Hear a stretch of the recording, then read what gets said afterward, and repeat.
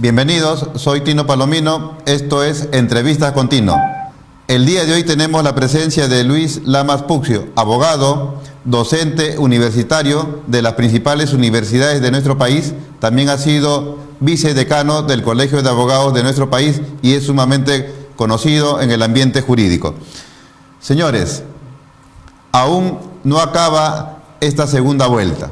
Estamos en idas y venidas y constantemente aparecen más denuncias, más evidencias de irregularidades que se habrían suscitado en este proceso electoral. Pero tal parece que esas irregularidades no solamente se han dado en esta segunda vuelta, también parece que se habían dado en la primera vuelta. Pues así, por ejemplo, lo ha denunciado el señor Johnny Lescano, quien dice me robaron mis votos. También lo ha dicho el señor Rafael López Aliaga y también el señor Urresti, sino que en ese momento nosotros, los peruanos, nadie prácticamente le prestó atención y eso quedó ahí. Ahora que estamos en esta segunda vuelta, entre comillas, un partido novato en elecciones presidenciales, miren ustedes todas las irregularidades que había planificado ya de antemano realizar en este proceso electoral para llevar adelante sus objetivos. Y en estos momentos, por ejemplo, también ya están recolectando firmas porque quieren cambiar la constitución de nuestro país, sí o sí, porque ese prácticamente es el primer peldaño para la realización de ese ideario del partido político Perú Libre al que no han renunciado. Y el señor Castillo en todos los idiomas dijo bien claro, por si acaso a mí no me van a poner ninguna hoja de ruta. Eso lo dijo una y otra vez.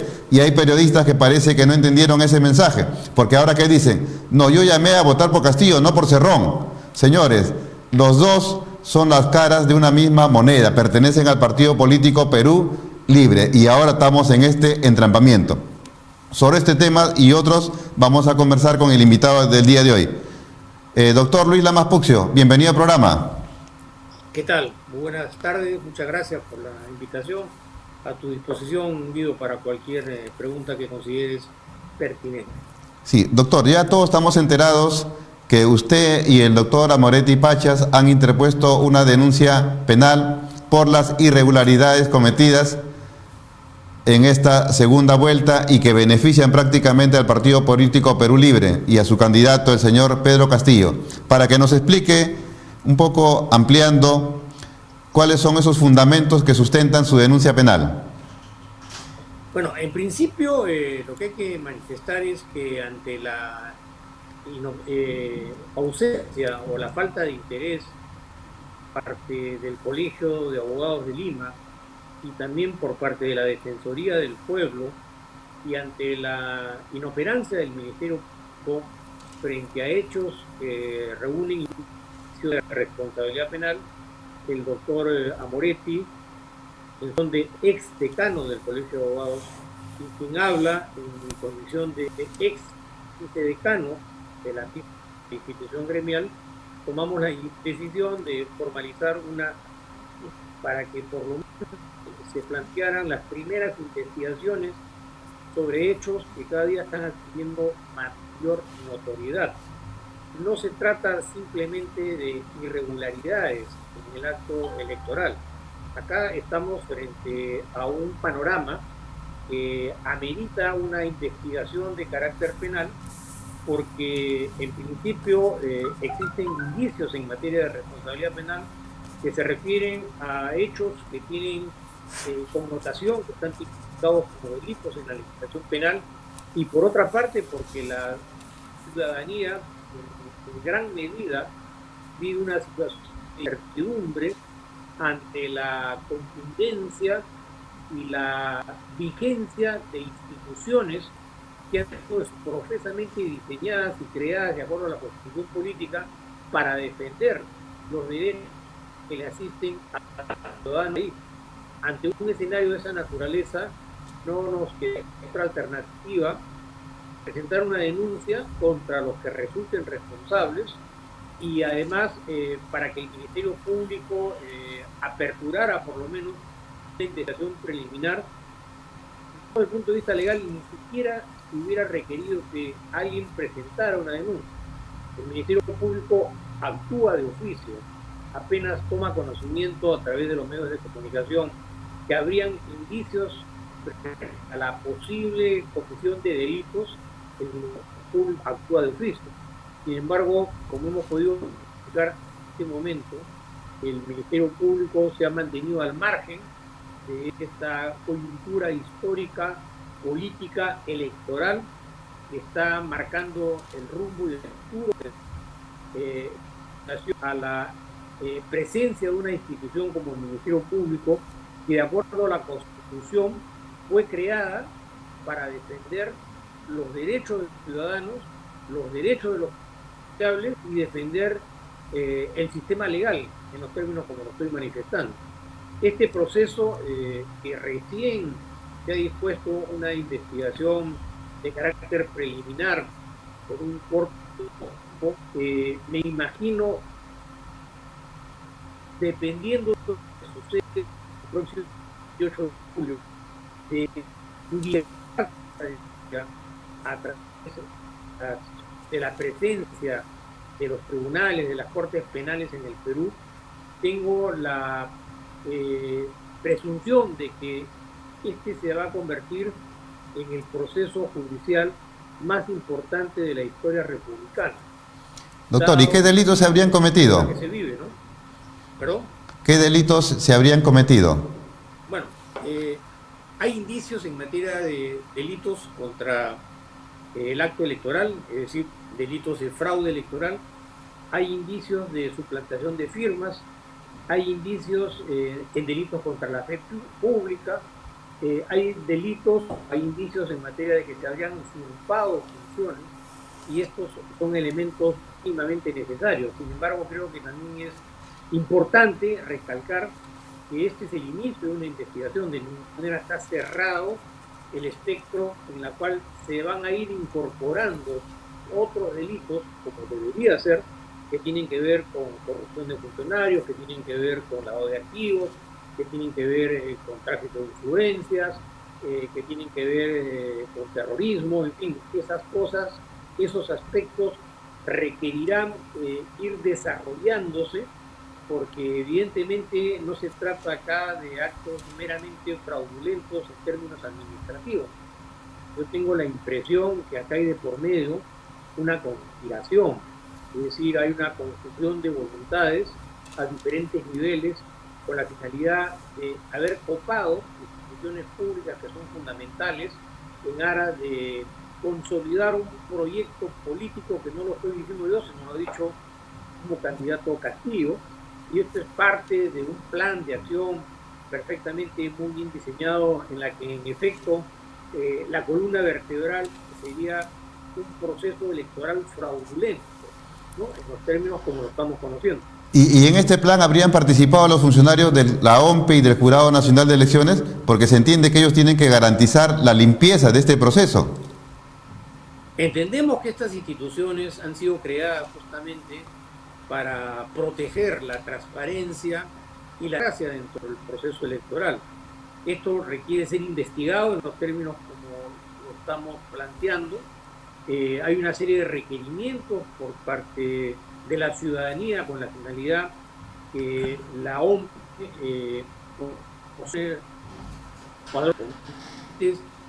están viendo una manipulación de los acontecimientos que tienen sus inicios en el momento en que se inscribieron los partidos políticos.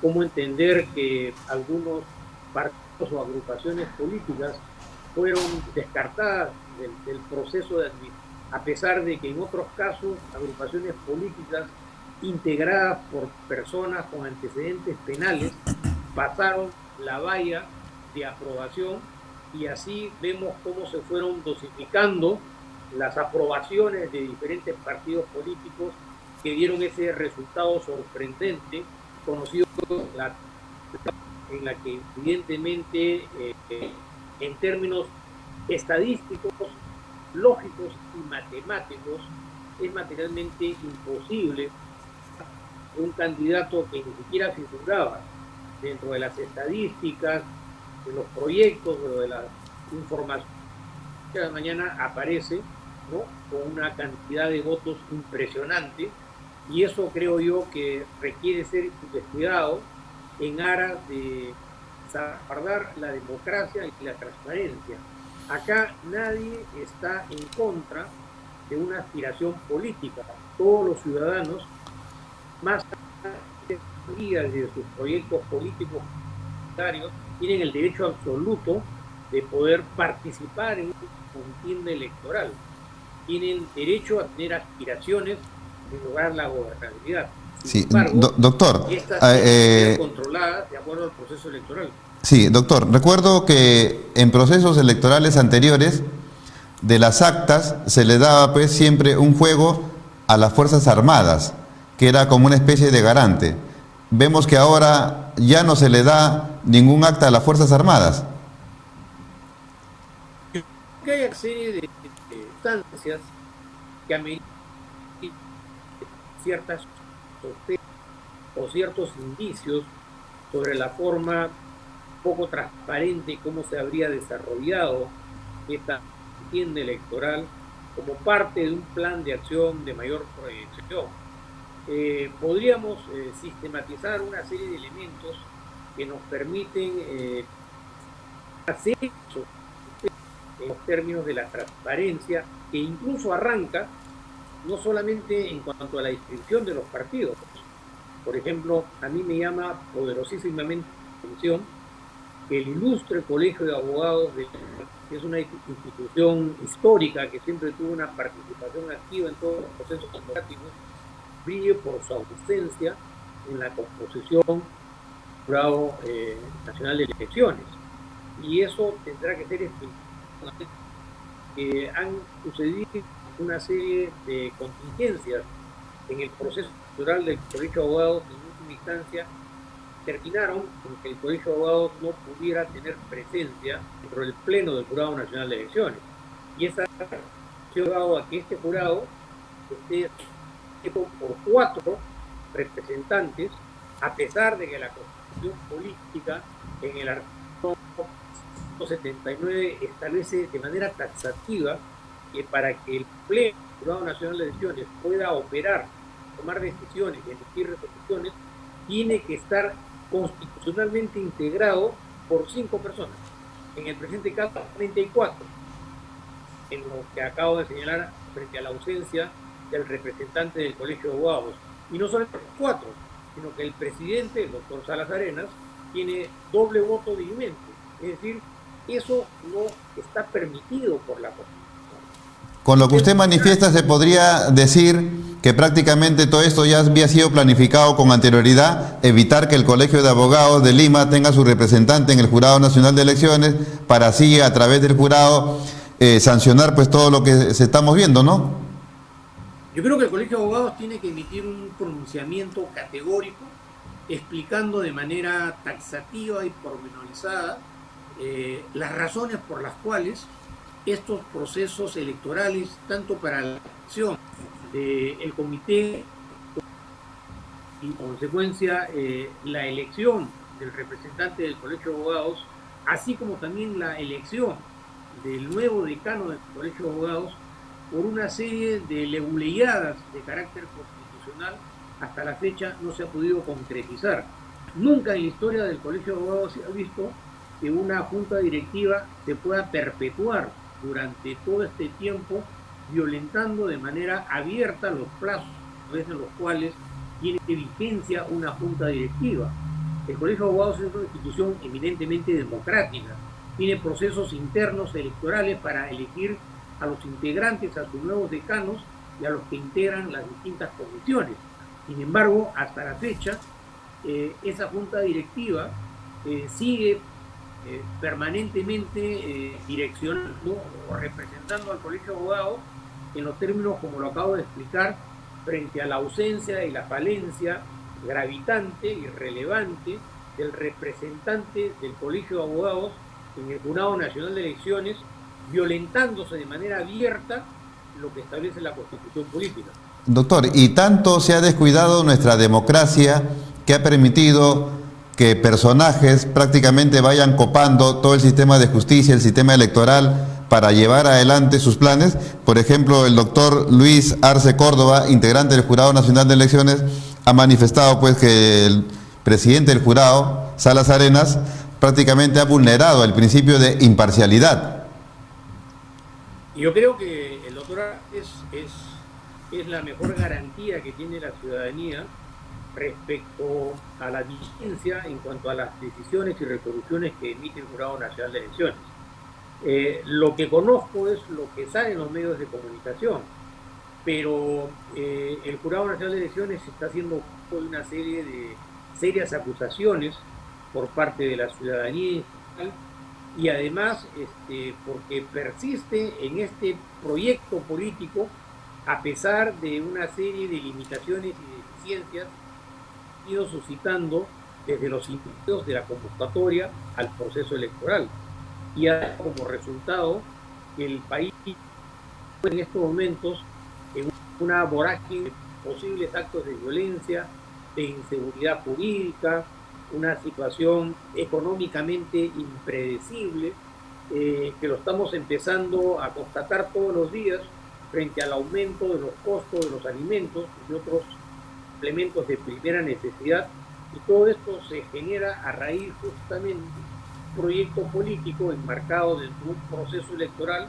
que en última instancia no rinde cuentas sobre las serias observaciones que existen contra ellos y además porque se niega a proporcionar información que sería la mejor salvaguarda para la tranquilidad de todos los peruanos, corroborar que este proceso ha sido absolutamente transparente, que todos los actos electorales están respaldados con documentos fehacientes, que no ha habido ningún tipo de interferencia en cuanto a la manipulación del proceso electoral y realmente llegar a recuperar ese estado de convivencia más allá de las discrepancias políticas que pueden haber en nuestro país, como sucede en todas las naciones del mundo. Pero la transparencia del acto electoral, desde mi opinión personal, es el alma mater, ¿no?, de toda la institucionalidad, la democracia y la Constitución, porque si no fuera así, un gobierno que va a ser protocolizado a través de la juramentación en estas condiciones, va a empujar a la nación peruana a una situación social, política y económica impredecible. Cualquier gobierno que asume la gobernabilidad tiene que tener un respaldo ético y moral obtenido en el acto electoral. Si eso no es así, yo me imagino que la situación va a ser sumamente difícil en el caso que se quiera juramentar a un candidato ganador en las condiciones como lo acabo de explicar. Doctor, de acuerdo a las encuestas, prácticamente la mayoría del pueblo peruano piensa que en este proceso electoral ha habido fraude y que debería de repetirse la segunda vuelta.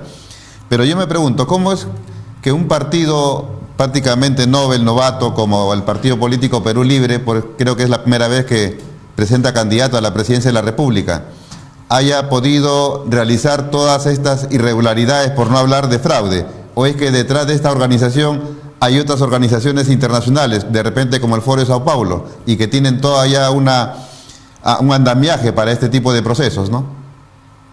En efecto, como lo acabas de manifestar,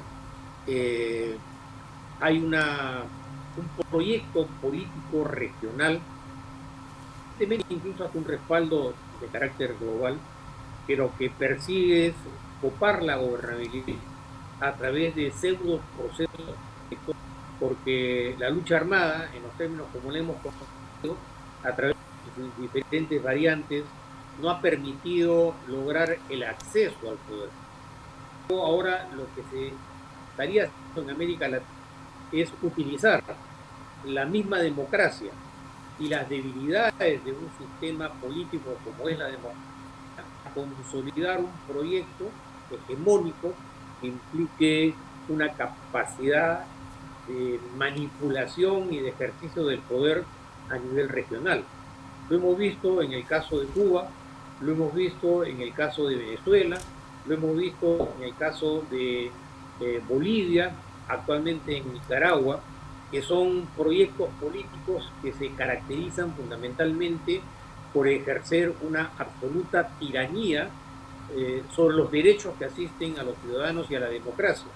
Esto no es algo inventado de la noche a la mañana, esto es parte de una estrategia, como vuelvo a señalar, de contenido hemisférico que busca copar todos los espacios coludidos con ciertas facciones ideológicas, políticas, de partidos de izquierda, frente a una realidad que se maneja en términos totalmente distintos, y esto además ha sido potencializado, si se quiere, a una de sus máximas expresiones a través de este fenómeno epidemiológico como es el COVID y la pandemia.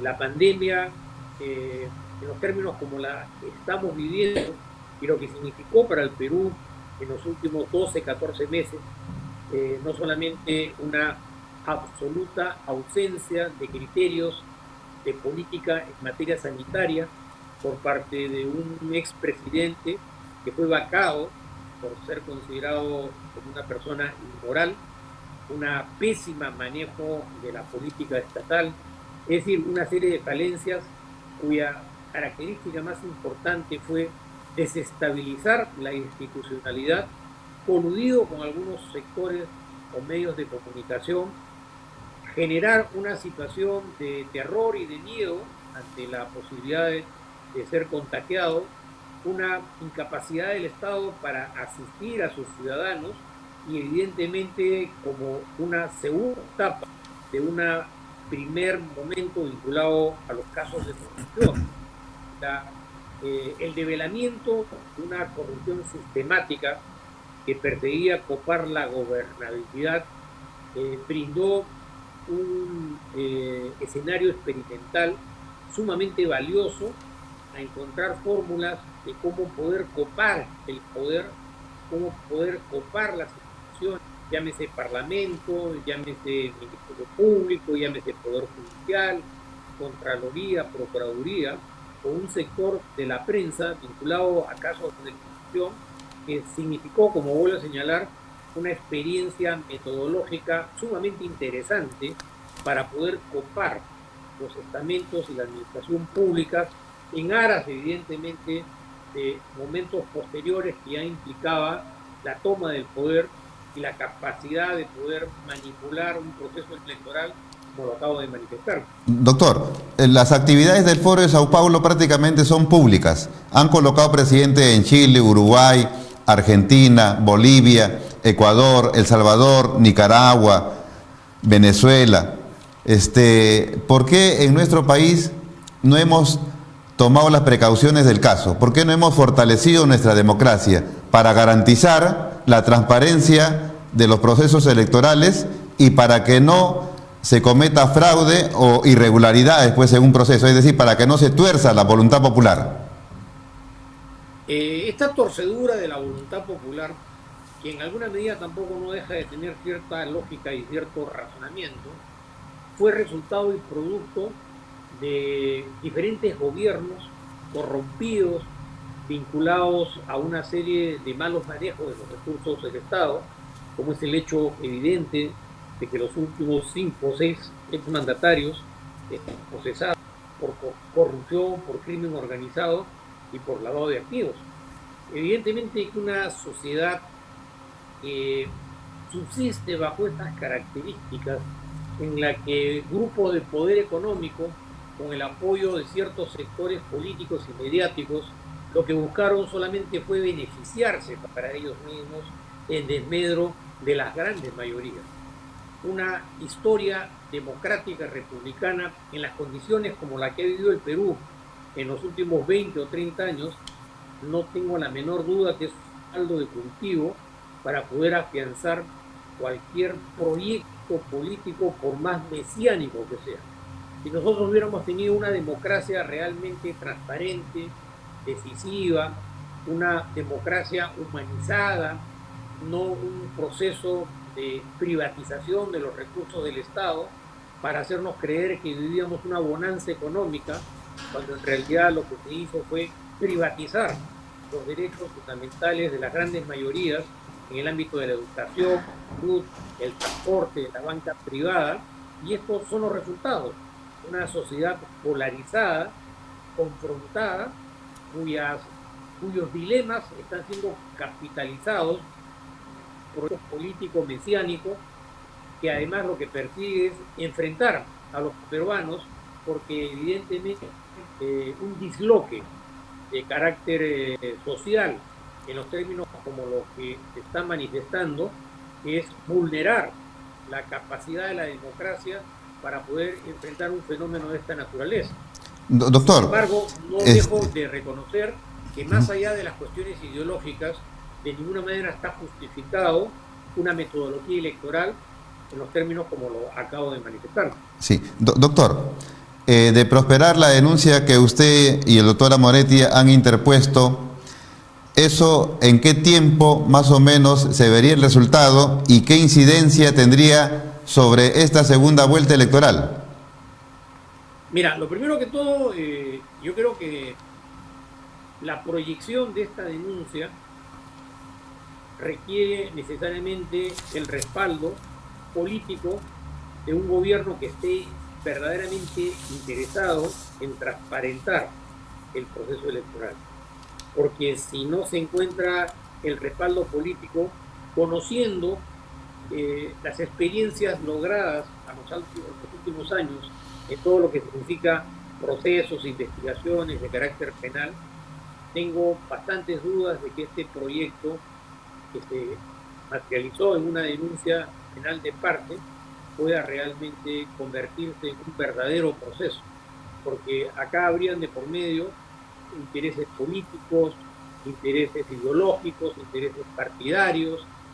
Si no se tiene una democracia, no hay un gobierno verdaderamente democrático que respete las instituciones, yo imagino que esta iniciativa va a estar siendo dada, a pesar de la cantidad de evidencias que existen.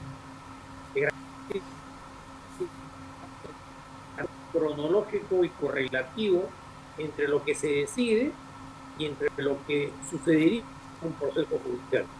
Y un juicio penal en el Perú puede durar 5 siglos y acá las decisiones se están tomando en 24 horas. Quedó claro, doctor. Doctor, y el doctor Villestein, Javier Villestein, ha interpuesto una acción de amparo contra este proceso electoral. ¿Cuál es el derrotero de esa acción de amparo? Mira, lo que está haciendo el doctor Villestein es recurrir a la jurisdicción constitucional, porque no deja de tener razón que acá se han violentado principios de carácter constitucional y que tiene que ser un juez constitucional el que tome la decisión, la valiente decisión de poder anular por lo menos esta segunda vuelta electoral. Sin embargo, no podemos tampoco ignorar que dentro de este proyecto político, uno de los objetivos siempre ha sido copar la justicia constitucional. Y hemos visto en los últimos años, desgraciadamente, cómo los intereses partidarios han intervenido para desnaturalizar la justicia constitucional y que sea esta una justicia constitucional que muchas veces está supeditada a ciertos intereses.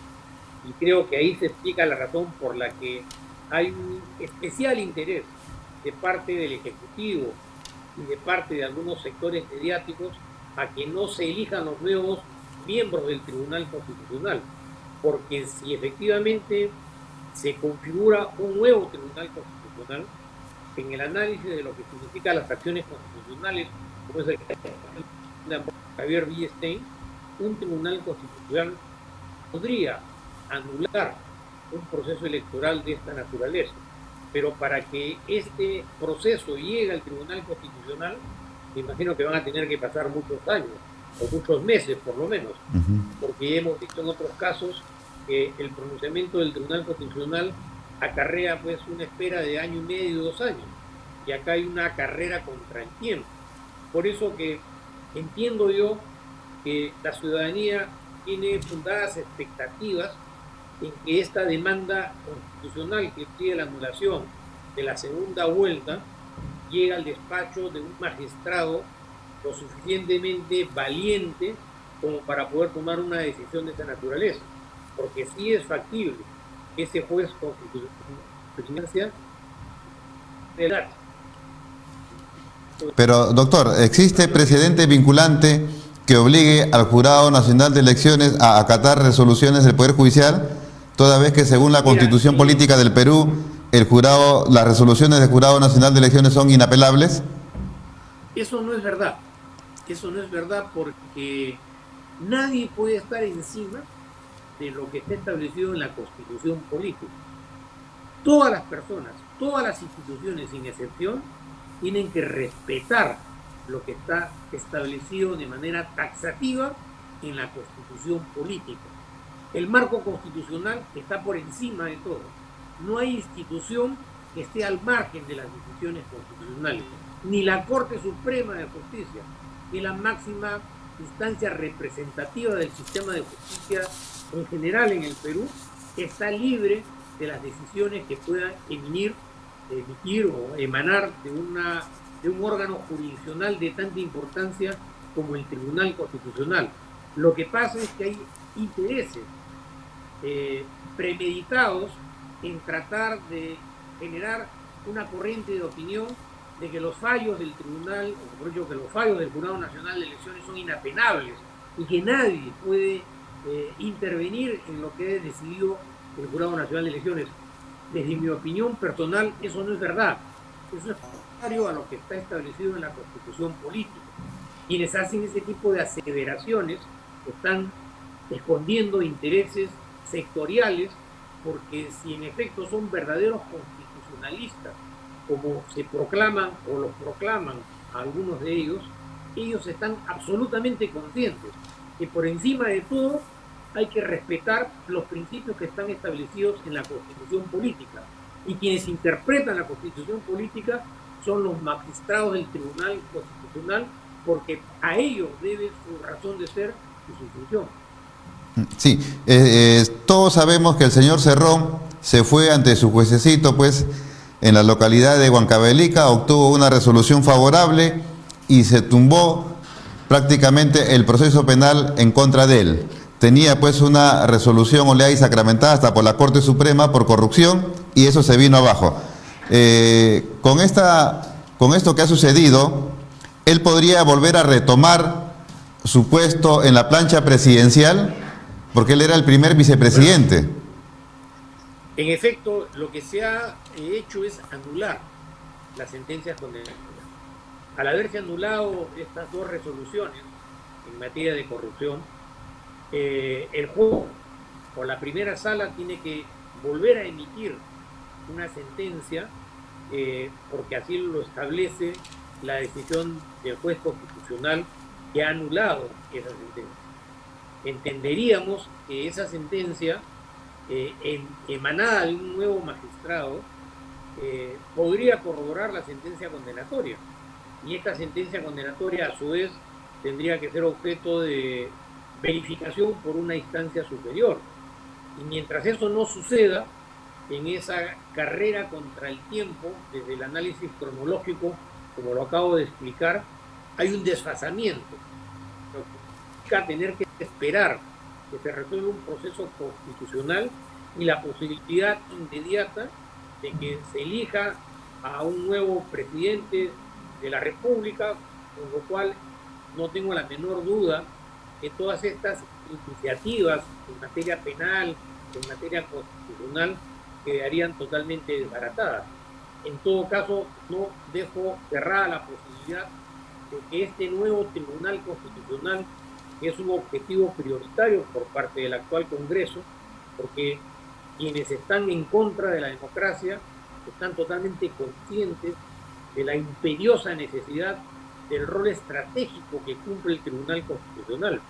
Y si ese Tribunal Constitucional aparece integrado por nuevos magistrados, porque hay casos de magistrados que actualmente están despachando en el Tribunal Constitucional que hace ya 2 años que han vencido su nombramiento. ¿Cómo entender que durante 2 años magistrados del Tribunal Constitucional, incluso han ejercen la presidencia, puedan estar emitiendo fallos constitucionales? Pero evidentemente hay un interés de que ese estamento no sea objeto de manipulación, porque evidentemente si se genera o se conforma un nuevo Tribunal Constitucional, una acción de amparo que pide la anulación del proceso electoral podría ser resuelta en última instancia por el Tribunal Constitucional, como sucedió con este Tribunal Constitucional actualmente operativo, que avaló la disolución del Parlamento a iniciativa de un exmandatario desfasado o aforado o desaforado por temas de moral, y además denunciado penalmente, en la que además no dejo de descartar que fue el congresista que mayor votos consiguió en el análisis de esta dimensión fraudulenta del proceso electoral, tenga que ser este nuevo Tribunal Constitucional el que eventualmente podría declarar nula en su totalidad, no solamente la segunda vuelta, sino la primera. O sea, todo el proceso electoral. Hay un razonamiento, ¿no? Sí, doctor, ¿y quiénes son los que protegen, pues, a los actuales integrantes del Tribunal Constitucional? Habida cuenta que cuando el Congreso disuelto quiso elegir, ¿no?, a los representantes, desapareció ese Congreso. Y cuando se eligió un nuevo Congreso, muchos medios de comunicación empezaron a decir, por si acaso, a ustedes no los hemos elegido para que nombren a los nuevos miembros del Tribunal Constitucional, solamente para que culminen el mandato del anterior Congreso de la República. Se ve claramente, pues, que no se quiere que este Congreso tampoco nombre a los representantes ante el Tribunal Constitucional. Sí, bueno, actualmente hay un concurso, ya han aparecido los voceros que están tratando de desprestigiar de todo punto el proceso de selección de los magistrados. En la mañana leía en algún medio de comunicación que estaban a hacer, por ejemplo, el tipo de preguntas que emitían ante estas preguntas, ya empezaron a ser categorizadas como un adelanto de opinión. Es decir, hay todo un tinglado de carácter político en la que se utiliza a pseudos especialistas en materia constitucional, porque se trata justamente de analistas que emiten opiniones a favor de esa posición. No es una selección democrática en la que diferentes constitucionalistas podrían emitir distintas opiniones.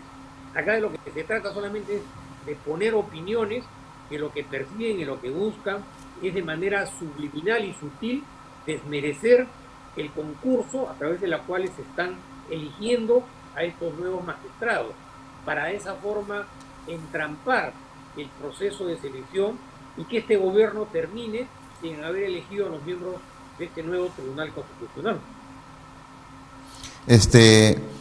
Cambiando de tema, doctor, y ya para ir terminando el programa, el fiscal José Domingo Pérez pretendía que la señora Keiko Fujimori, candidata por Fuerza Popular a la presidencia de la República, vuelva nuevamente a prisión.